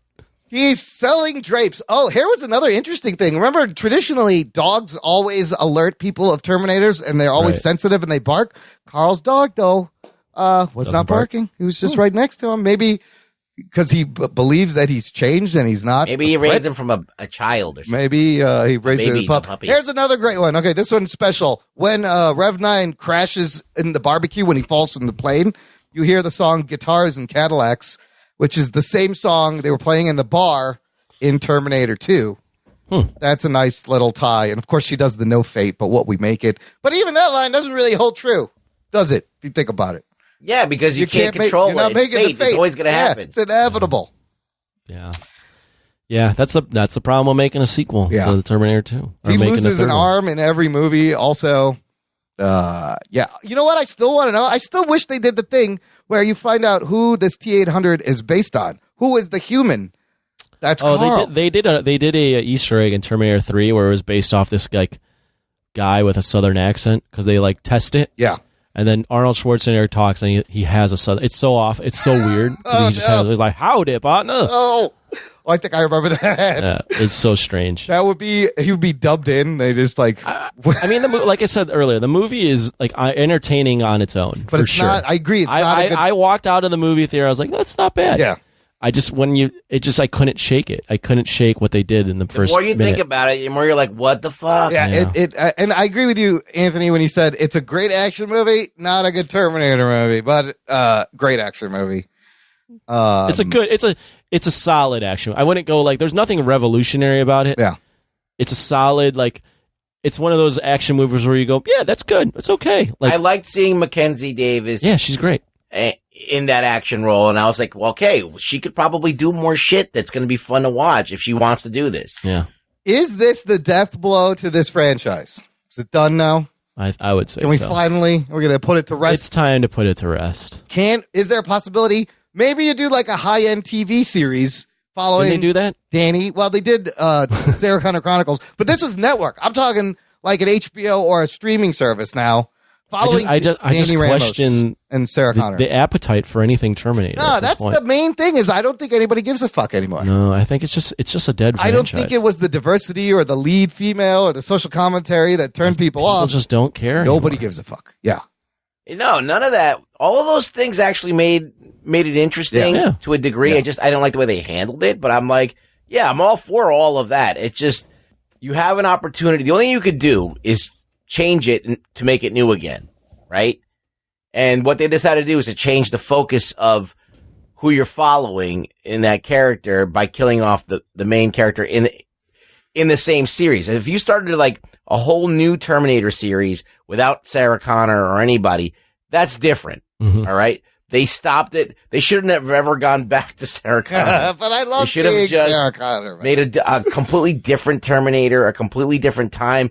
It should have been way in the future, maybe, or But whatever. that's kind of like the other, like Genesis tried to have a restart by altering the timeline, but Sarah Connor was in there. Genesis tried to be like the greatest hits and was super convoluted. But this is also the greatest hits. This is exactly the greatest hits. This is the Force Awakens. Genesis was like It's a do-over. literally scene for scene. They recreated the greatest hits. But this structurally is Terminator 2. It's Terminator 1. It's the same shit happens What in do all you the think- movies. What do you think would happen after Terminator 2? Do you think what happens would postpone Terminators from ever being built or the AI from ever being built? Or do you think it would have accelerated? I do think it's clever that they sent more Terminators throughout time because they didn't know as a Hail Mary, and Sarah and John would not know that there would be more. They would think they would be done and they would be surprised. Logically, what we know about humans, I think to answer Ruggs' question, it just would have postponed it. It's always going to happen. I wouldn't say it would, but it would have postponed it. But I think it would come in a different way. That would be the interesting way to take it. So that would probably lead me to believe that if you wanted to do this the proper way, you postpone Judgment Day, and John Connor is now an old man, and he's waiting for it to happen again. He knows that eventually shit is going to happen. He's rationalized it. His mother and him have rationalized it and said, listen, at some point AI is going to come along and this shit's going to happen again. So he's been preparing this whole time. And maybe he has a couple of people that he's been training. And Sarah Connor's old and she dies. She dies off. Yeah. But then he can die as an old man who has been waiting for this war his whole life. And he's got this whole group of ragtag people that know everything about Terminators or how to kill things or how it might happen. And then you could kind of pass it off and he can go off into the sunset and he can have an ending where he was a hero. But to cut him off at the knees, like he's still a kid, it's weird. Just weird. I read this Cut him off of the knees too. Sorry, Imran, just real quick. Cut him off of the knees with the character that he grew a bond with is for me just so insulting. It's the ultimate betrayal. It is. And there's actually story there if you want to like play that out, Yeah. but to do it so quickly, it's just so bad. And for me. as use it kind of a bridge As a between the two throwaway, movies. yeah. I did bridge. enjoy that they started with the video from T2 of her freaking out. Because when it started, I was like, oh shit, we're sets the back. tone. It sets the Yeah. tone. And then It's such a well, they if fucking anything killed though, John Connor. exactly. It sets the tone. Oh, we're back. Yeah. We're in Terminator 2. I was the, like, the oh, best movie. We're doing this now. Oh, okay. we're fucking you over in Alien 3. I This guess movie. that's different. That's something they haven't done yet. We're gonna kill Just- Newt in I mean, Michael Bihn's they character also right off the bat. Yeah, they did this. They off-screen killed Sarah Connor in Terminator 3 too. You just mentioned it, but it is Alien 3 where you are looking forward to Newt and no. Yeah, you're looking forward to the family. Newt. No family.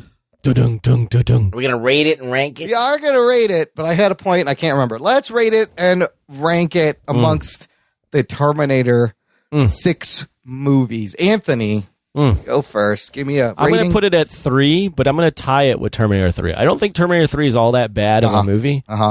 it's obviously not as good as the first two. It's highly derivative. There's way too many jokes, but I think Terminator 3 and this movie are equally entertaining.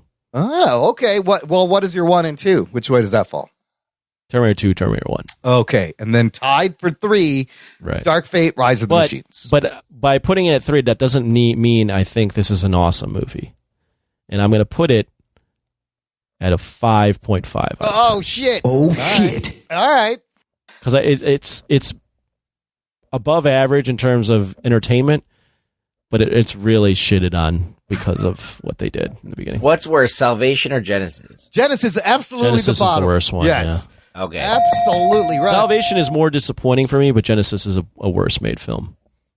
I haven't watched Salvation in a Me long neither. I kind of want to watch it again. And Genesis, It's I pretty don't forgettable. even remember that. The fact that Genesis casts Emilia Clarke. No. Emilia Clarke's fine, but the fucking big jacked Australian as Michael Biehn, Kyle Reese. Oh yeah. Like, why would you cast? You went through that whole movie and cast people that look similar to their counterparts, and then you cast a Wasn't it jacked Jai Australian. Courtney? Is Jai Courtney as Kyle Reese? That's right. You cast a jacked Australian with no charisma as Michael Bihn's Kyle Reese. Yeah. Like you just cast a completely different guy. Didn't make any sense. That was so bad.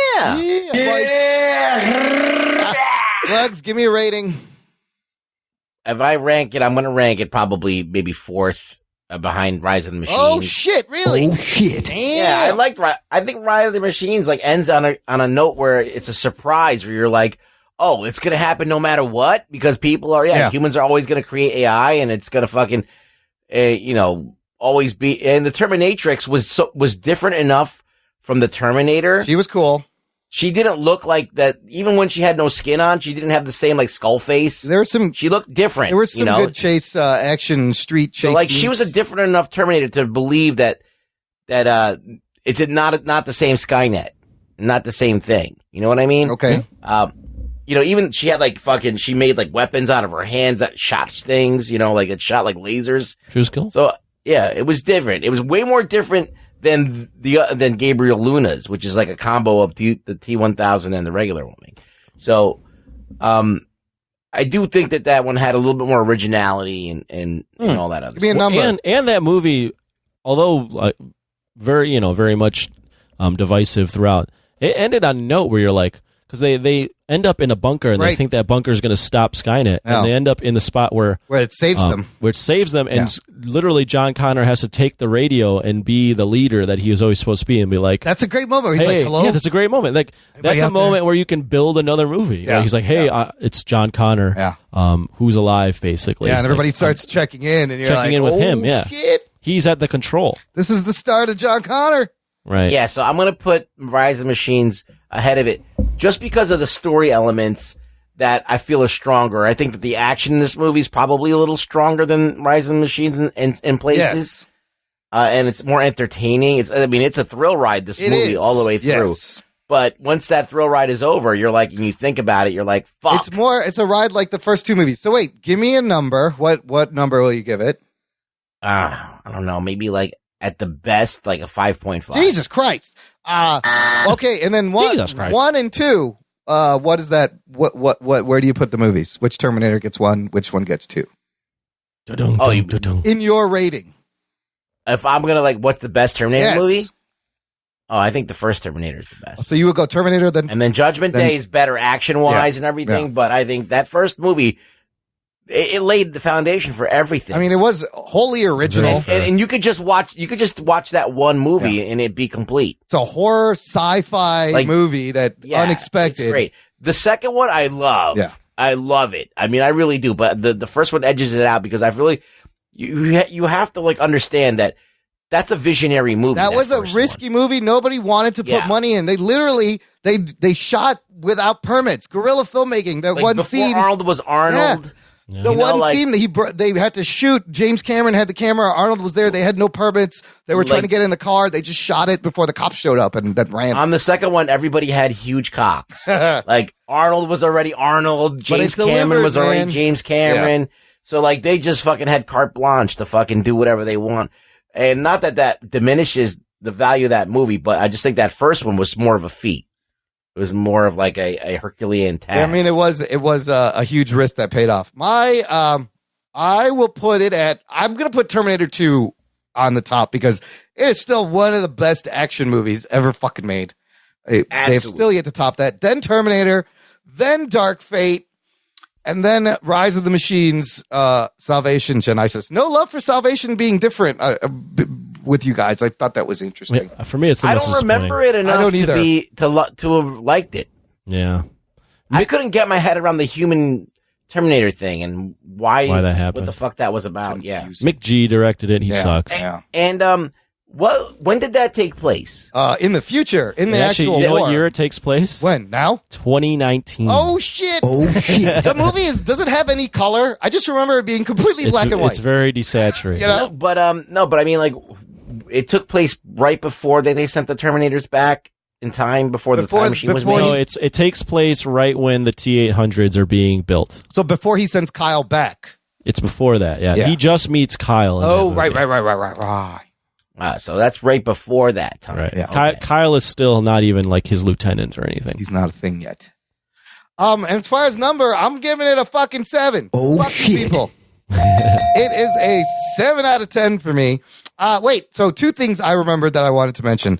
I read an article. Another reason why this movie may have not connected with audiences is our relationship to AI and technology now compared to like 25 years ago. The movie doesn't really pick up on how you're talking to all your fucking devices. Everything is listening. Everything is smart. You should be scared, even more scared now than ever. Absolutely. Let me ask you this, you guys. Robocalls on your cell phone. Do you get the thing where you have a phone number that's like your same area code, same first 3 digits, and then the last 4 are different, or it's like one off? Do you guys get these number calls? Yeah. I get these all the fucking time, and now here's what's happened. It's gone beyond that. This has happened twice where I'm getting a call, and it's from me. Oh, shit. It's my own number. It says Imran calling Imran. They found my I'm like, so the first thought that pops in my head, I was like, maybe this is me from the future or an alternate universe. I should probably answer this. This could change the future. And I do. And it's always a fucking scam. It's always like, it's your car warranty. It's either my computer warranty or it's someone in Chinese saying some shit. Like, these robocalls are ridiculous. But dude, I don't even, I'm the calling robocalls myself. are one thing. But the fact that they're listening and then monetizing what I say into my phone is fucking pissing me off. I mean, this is like going to happen. The other day I was talking about Kobe beef. Yeah, and you got ads. And all of a sudden I got ads for Of course, Kobe beef. yes. Like, how do they know? Oh, shit. No, they're fucking listening. They know. You're telling me that Alexa device is not always listening when you're asking what the weather is. It's listening to every fucking thing you're listening to. Oh, they know. Game over. I'm lighting myself on fire. Light yourself on fire. The only thing I wanted to mention, did you know Arnold is now a vegetarian? Bullshit. No, there's That's bullshit. He was on Howard Stern the other day. He's on a documentary on Netflix called Game Changers talking about being a vegetarian. Yeah, but he was also on Howard Stern saying, I eat a steak every once in a while. Oh, so he's not complete. But no. I think he's transitioned over to more of a plant-based diet overall. He has to because, like, you know, it does lower your cholesterol and your plaque. And he ate a lot of meat stuff. back in the day. There's a great documentary called Game Changers on Netflix. There's this guy that's researching athletes on the plant-based diet. And he has this world's strongest man in there, high-level athletes, Olympians. And you were swayed by that? I was blown away. Yes. Dude, half of that is complete bullshit. How is it bullshit? This is a whole nother episode because of the podcast. They tell you that if you eat a plant-based diet, it will be healthier. But they don't tell you that if you eat anything out of like that are carbohydrates that come from plants, like especially like wheat and grains and all that stuff, like that's terrible for you and actually gives you high cholesterol and make you die. And you got to eat the right carbs. You got to eat like the sweet potato carbs. So they're showing you eating they're showing like this vegan chef making like macaroni and cheese and hamburgers and this and that. I'm like, yeah, they're all going to fucking die anyway. You're still going to get the same plaque in your fucking Has anybody shit. tried the Beyond Meat burgers at like Burger King or shit? No. Like they all tell you processed food is terrible. Yes. So they're eating like vegetarian food is still processed. Well, they still like you have to eat a raw diet. Yes. That's what they're not really saying. Yeah. Because they don't want to just show you just lettuce and fucking shit that and beans that are unappetizing. All I got to say about being vegan, I don't hate on you. I might hate on you a little bit, but any high performing athlete, 99% of them aren't vegan. So that's all I gotta say. They had this thing. I was watching it. I'm like, oh my God. I'm like, he made a lot of good points. Look. If you eat a lot of vegetables in your diet, that's going to be good for you. All right. But I mean, whatever. Like a lot of these claims that they're making, like that, I don't know. I just think that they're very cherry picking little things. All right. Well, not to get too much into it, but I do think the point that, like, you see how strong a gorilla is, how big the cows are. Those guys, they eat fucking plants. Yeah, and they have completely different body chemistries. Elephants don't really eat meat, and they're huge. They tell us you eat meat to get protein, but where does the animal get protein? The animal's eating fucking plants. Is the animal not a middleman for protein delivery? Does protein all start from plant-based but food? all protein is all kinds of different proteins. Well, they checked the dude's blood, and the protein from animal made their blood cloudier than when they ate. And you fell. Why wouldn't you want your blood to be cloudy? Have any of those animals? Yeah. Have any of those animals invented anything? No. Exactly. Oh, you're saying only things that eat meat invent things? That doesn't. I'm just saying it probably had the amount of protein we have probably contributes to the fact our brain size. Our cholesterol is your brain is made of cholesterol. A lot of the things, synapses in your body are made out of cholesterol.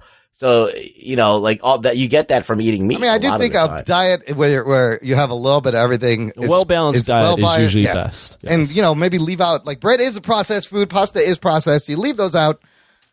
If you're going to Imran, I've been thinking about this for a while because I eat like the type of guy that you are like an old lady, like an old mom, like a mom that like has discovered the internet for the first time. Oh my God! Did you see this thing called a website? You read art, like you seem like the type of person that'll post on like Facebook, like, this is my Facebook. You are not allowed to take any of my pictures. This is my copyright.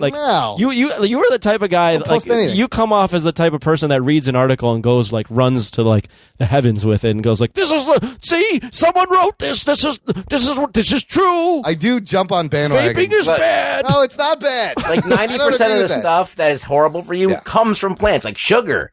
All that stuff comes from plants. And so, like, that's what I'm saying. That there are meats that you can eat. Like, if you eat a fucking salami every day with all the nitrates in it, you're going to fucking die.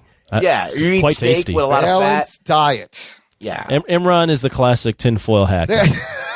Like, you eat the skin. There's the other theory that all that shit, you gotta watch eat out. things that you only eat things that you would hunt, pluck, fish, or There's gather. meat all injected with hormones and shit. That's horrible. There's a fucking processed meat that they make. It's terrible. But don't eat that. There is also like every human is different, and every body chemistry is slightly different, and everyone has like a slightly different diet that's going to work for them. And there's pesticides and vegetables. Some people can't digest fucking vegetables. Some people have to be gluten free. Some people are celiac. Didn't you say that? Don't you know someone that eats a meat diet? Yeah, my sister and is healthier than ever. My sister is just meat. I think she's wrong now. I'm going to call her up. I'm sending her a strongly worded email. You should watch. You were all on the all meat diet for a while. The game changer, though, when Arnold was like, I've transitioned, I was like, holy fuck, if Arnold's saying this, because he had a fucking heart attack, he's got a bad heart. He's got to. Well, you know why he has a bad heart? Because Arnold comes from an era where steroids were like crazy prevalent, and he was sticking needles up his ass. He ate a lot of meat, though, also back in the day. Of course, because you don't get muscles without gigantic amounts of protein. But one of those every time I end a CrossFit workout, my coach goes, "Eat your weight in protein." So look, that strongest guy in the world, his gut was huge. There's a dude in Game Changer who is a strongman competition, and he is on a completely plant-based diet, and he's like one of the. But his gut was huge. Yeah, but he wasn't like a fucking cut up dude. Picked up like 1,200 pounds. There is not one diet. No, there is the catch-all. Yeah, it is natural chemistry. Yeah. Anyways, you can show the other thing is that they showed that what's his name, Conor McGregor getting beat by Diaz. Yes, who is they don't show that he beat Diaz 2 months later because it's like, and then he beat a bunch of other people, and if you look at all the people that are at the top of the UFC, they're not all vegans. There's vegetarian fighters. I don't know. It was there's veg. Yes, it was eye opening. But most high performing athletes are eating meat. There's Olympians that are plant based. I'm just saying that documentary is It's one side of the story. I mean, the guy, though. There's more to it than that. It was well done because every time I had I do agree, eating raw food is probably the best thing to do for you. You should mostly eat plants. Clean eating, yes. Mostly plants. Eat other stuff, mostly plants. That's the best way. This is three guys that don't know their ass from a hole in the ground when it comes to science talking about it. Yeah, so but it's fun. I know nutrition. I've gone through all this. I've researched. I've studied different fucking diets and paleo. Come on. I went through this whole thing. You were on the meat diet 2 years ago. I wasn't on the meat diet. You I was were all over like your sister paleo. Being like, this is great. Yeah. This is the best thing ever. I never actually did it, though. But yeah. She still did it. It's expensive. Yeah, it is expensive. I like vegetables. Right. Anyways, let's do some news from the nation. It's time for news from the nation. It's time for news from the nation.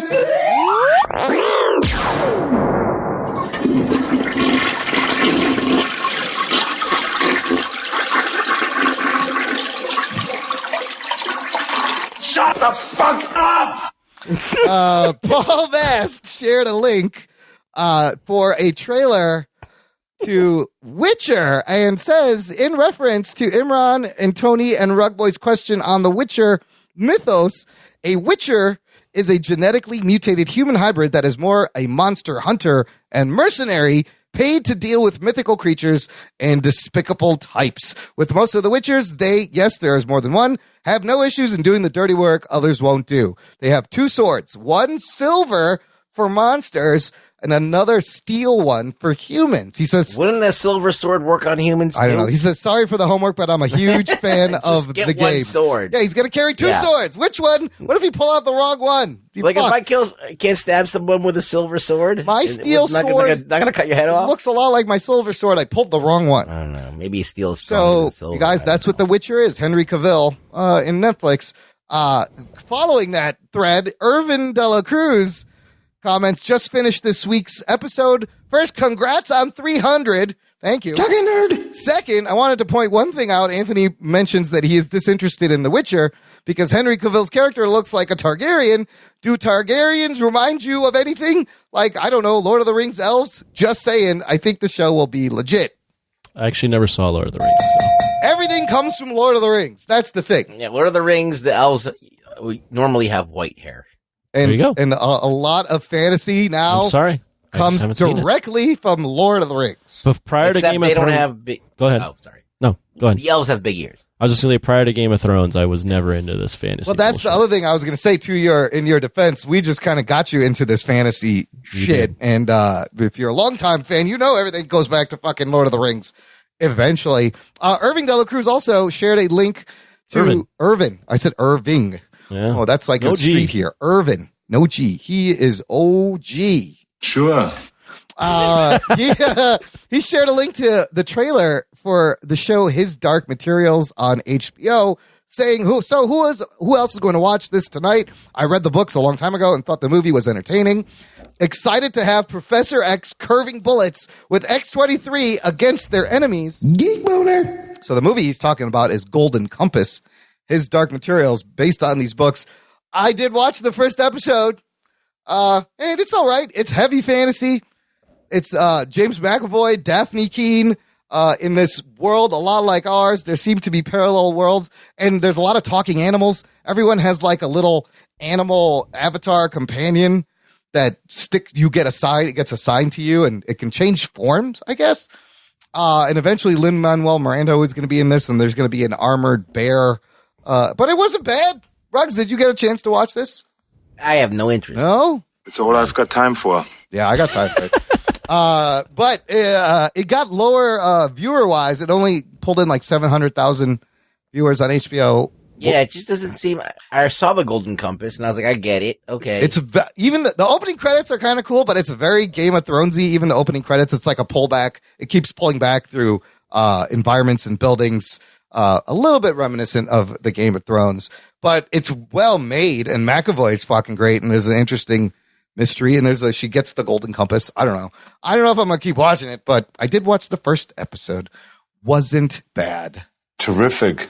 And then I just wanted to recommend I've watched all of season 2 of Jack Ryan on Amazon. Did you see this first season? Yes. The first season is fantastic. Second season, also fantastic. This season has Numi Rapis is in the show from Prometheus and other things. And sorry. And what else? I was just going to say, can you, I don't know if it's even possible for you, but can you give a succinct pitch on Jack Ryan season 1? Or what the whole overall concept of the show is. If you've ever seen like Patriot Games or any of the Harrison Ford, Jack Ryan, he is an analyst who gets sucked into doing spy shit, and it's tense. It's like 24. There's always terrorists or some government or intrigue. Each episode gives you an oh shit moment. It's solid. It's only 8 episodes, and the dude who plays Jaqen Hagar from Game of Thrones is in it this season, and he's playing what else but a spy, which is like, he's gonna get typecast as that dude, man of many faces. Solid like spy, military espionage action. I saw a lot of it on social media. A lot of people saying they're watching. Jack Ryan. I've been meaning to get on that shit. It's fucking good, dude. Have you seen the first season, Ruggs? No, I haven't. I really want to watch it though. And they're paced very well. They go by very quick, and they hook you. How many episodes? Only 8 episodes, season 2. I think the first season is also only 8 episodes. And I'm telling you, just watch. Everyone that I know that has watched it has been like, you gotta watch this shit. Dude, Krasinski. That one and the other one, the Bodyguard. Oh, The Bodyguard on Netflix? I have not watched that. Yeah, I heard that's a British show. I heard that was good. Yeah, this is an Amazon that was good production as well. Fucking Jack Ryan, top notch. Highly recommended. Check it out. And then, Ruggs, are you caught up on Watchmen? Yes, I did watch it. Well, This is the most Watchmen-y episode out of all of them. Yes. And because it was about Watchmen stuff. Yes, it was. They got there finally. That's what I was going to ask you. But I hate that character. Jean Smart? Silk Spectre too? Yeah, she's such a douche. Dude, she's amazing in the show. And now her portrayal, her acting is great. Yeah. Like what they did with the character. It's just like she's kind of like a douche. I don't like her. We'll see where it goes, but this show is fucking good. I'm very, very pleased and can't wait for Sundays to watch the show. So Silk Spectre 2 is back. I mean, they need to get more Watchmen in this show, and I'm glad. And I figured that at some point they have to they have to lean into Watchmen. It got Watchmen. They dealt with other vigilantes. I mean, you're giving it a lot more credit than I am. I mean, they're getting close to what Watchmen is like. I still think it's fucking great. I'm enjoying this more than Westworld. Westworld to me, I was not sure what was going on for most of it. I can't wait for this season. And I'm still not sure. This show, though, I'm fucking digging. How many episodes is it? It will be 9 episodes, Anthony. No. How many have gone 3 so far? 3. Okay. Catch up on the 2. Maybe. I want to review the whole season once it's over. Sure. Yes, it's very good. Okay, final thing, announcements. Same thing. Rate us on Apple Podcast. We're trying to get to 200 so we can reapply to Rotten Tomatoes as reviewers. This is the metric they look for. So if you have an iOS device and in the U.S., we're up to 101.